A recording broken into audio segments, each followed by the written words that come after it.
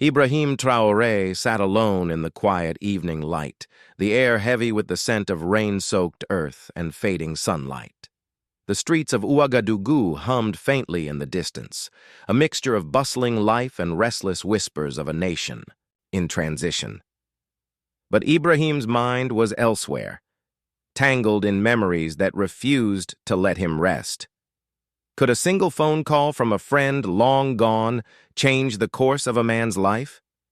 Tonight, he was about to find out. It all began years ago when Ibrahim was still a young soldier navigating the uncertain paths of duty and destiny. The country was rife with unrest, shadows cast by forces both seen and unseen. Among those closest to him was Mamadou, a brother in arms whose laughter could break through even the darkest days. Mamadou was fearless, a heart full of dreams for a better Burkina Faso, but fate had other plans. One afternoon, news came that Mamadou had fallen during a skirmish on the northern front. Ibrahim felt the world tilt beneath his feet. How do you keep going when your closest friend is suddenly gone? The pain was a silent scream, buried deep beneath the weight of responsibility. Yet even in loss, there was a spark of hope, a belief that Mamadou's dreams must live on. Months passed, and Ibrahim found himself increasingly isolated, haunted by what might have been. Then, late one night, his phone rang. The number was unknown, the call unexpected. Hesitant but compelled, Ibrahim answered. The voice on the other end was faint, trembling with urgency but unmistakably Mamadou's. "Brother, listen. I am gone. But my mission is not. You must carry it forward. There is kindness in the world still, and it can heal what hate has broken. Promise me you will not give up." The line went dead, leaving Ibrahim stunned.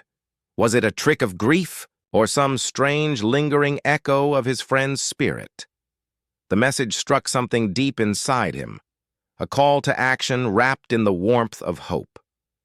From that moment, Ibrahim vowed to live not just for himself, but for the promise of kindness Mamadou had entrusted to him.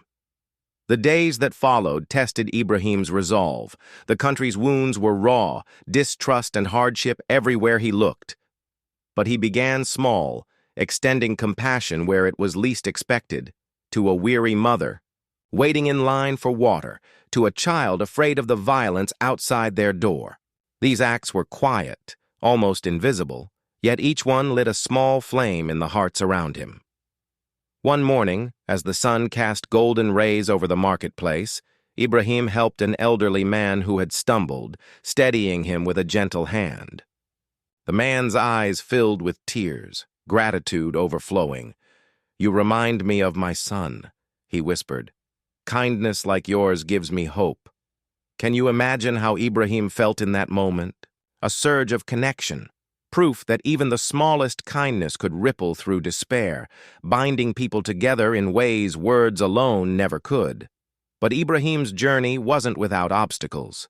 Some days brought doubt, moments when the weight of the world pressed down harder than ever. Yet the memory of that phone call, the voice of his friend urging him on, became his anchor. He saw kindness as a revolution of its own, one that could pierce the darkness far better than weapons or anger. One unexpected turn came when Ibrahim crossed paths with Awa, a young teacher dedicated to helping children affected by conflict. Together they organized community workshops, teaching forgiveness and empathy, transforming bitter mistrust into budding friendship. Their efforts sparked a wave of change, inspiring others to join in acts of goodwill. Ibrahim once told Awa, "Hope is contagious. When we choose kindness, we choose to believe in tomorrow." The community responded in remarkable ways. Strangers shared meals, neighbors helped rebuild damaged homes, and laughter slowly returned to streets that had once echoed only with fear. Ibrahim's heart swelled with quiet joy, knowing that the legacy of a fallen friend had blossomed into a movement of healing. As the sun set on another day filled with promise, Ibrahim looked out over Ouagadougou, feeling the pulse of a city waking up to kindness. The phone call from beyond had been more than a memory. It was a beacon, lighting the way forward for all who would listen. So, what can we take from Ibrahim's story? That even in the face of loss and hardship, simple acts of kindness carry the power to change lives, mend broken spirits, and inspire a future worth fighting for. If one man's vow, sparked by a voice from the past, could ignite such hope, imagine what we can do together. If this story moved you, please like, comment below with your own experiences of kindness, and subscribe to hear more incredible stories that remind us all of our shared humanity. And don't miss our next video, where we dive into another tale of courage and compassion that will warm your heart. Remember, kindness is never wasted.